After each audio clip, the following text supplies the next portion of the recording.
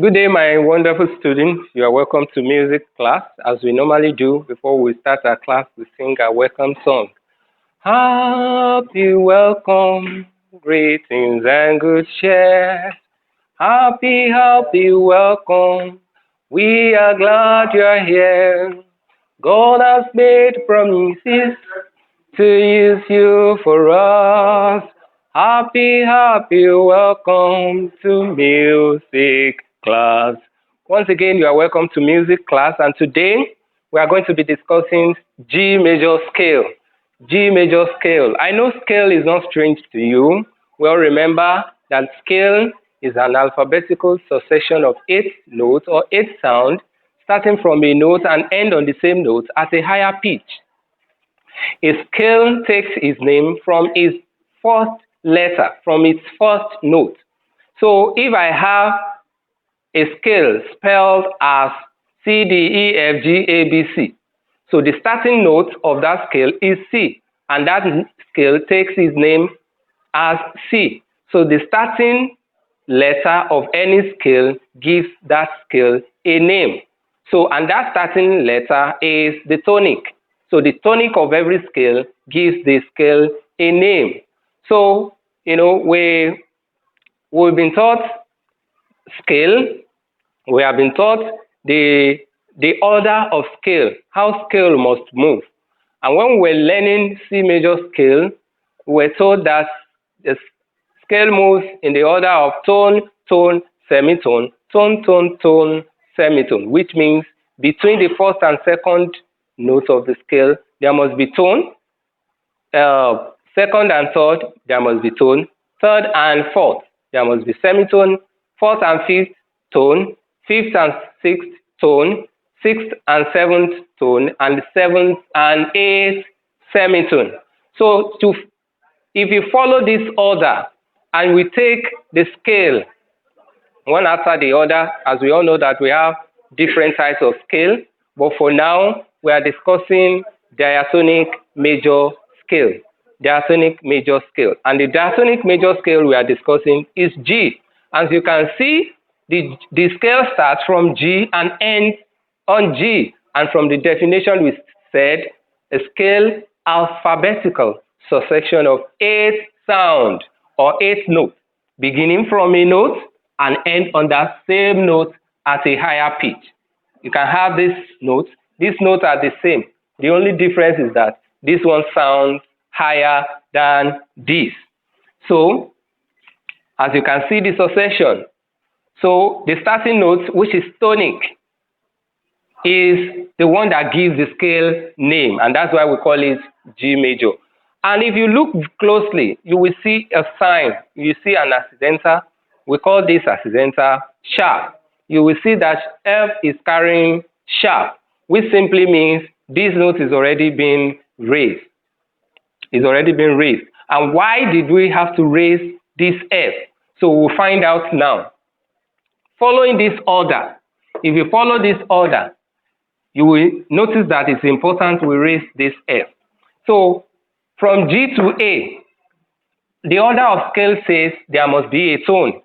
G to A. I hope you still remember how to calculate semitone from the dummy keyboard. This is what we call dummy keyboard. You know how to calculate semitone. When you move from a letter forward, this place represents the black keys. All this represents our black keys. So I hope you know that when you move from a letter to the next black key, that means you are sharpening. When you move from a letter back to the black key, that means you are flattening. So now, G to A, the order of scale says there must be a tone. Let's come and see. G to A. Now also you need to understand how semitone moves on the dummy keyboard. When you move from this white key to the nearest black key is a semitone movement.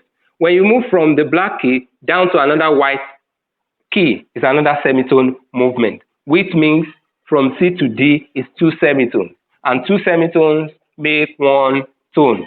So G to A, because there is a black here, it is 2 semitones, which is a tone. This one is correct. A to B, there must be a tone. A to B, there is black key, it's a tone. It's a tone. B to C is semitone. There is no black key. B to C, you can see, it's a semitone, no black key. When there is no black key in between the letters, the movement is just a semitone. Then you have C to D. C to D here, C to D is a tone, correct. Then D to E, we need a tone. D to E is a tone, correct. E to F, we need a tone. E to F, what do we have here? We have a semitone, and we actually need a tone. So we have to borrow a semitone from here. We have to borrow semitone from here, and that's what makes F becomes F sharp. This is the essence of this sharp sign. So without this sharp sign, this F will not sound the note that we want it to sound here. So we have E to F sharp, and automatically F sharp down to G is a semitone, and that's what we need there, a semitone. So that makes this scale G to have one sharp. That's the key signature. Now, going by the construction now, to construct the scale, you draw your staff, you put, it depends on what you're asked to do. If you're asked to construct using the treble staff, you draw your staff, you put the treble clef. If you're asked to construct using bass staff, you draw your staff, you put the bass clef. But here now we are constructing using the treble staff. So my treble clef is already put. So now to construct is the next thing. Now to construct your scale, you just use semi-brief to represent this letter in an ascending, in a ladder form. You know, we said a scale is a ladder of sound. It has to move in this order. You can either place your ladder like this or place your ladder like this. So the semi-brief will now move in this order.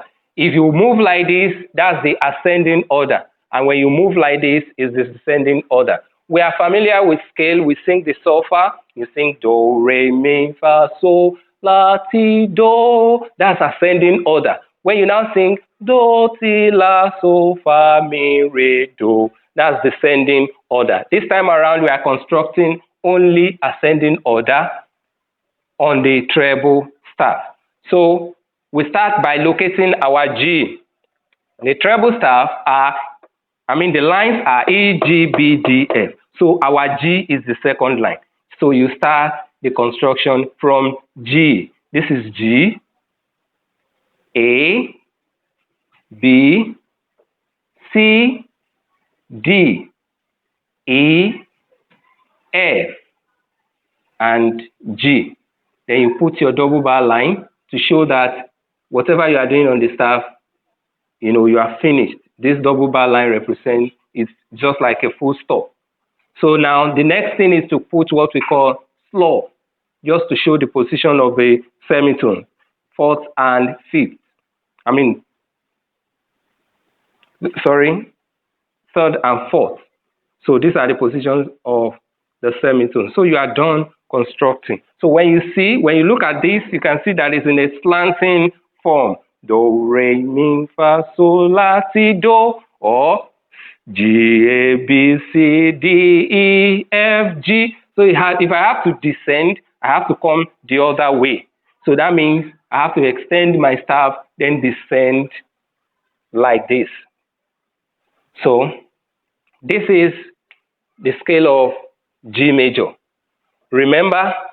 Now, sorry, we forgot to do something. And this would have amounted to, fruitless exercise had it been we don't remember on time. And that's the sharp. If you are constructing using key signature, your sharp sign must be here. And that's to show our F, to show that F is sharpened. If you are constructing without key signature, the F will be here, close to the note. Then you won't put that sharp sign here again.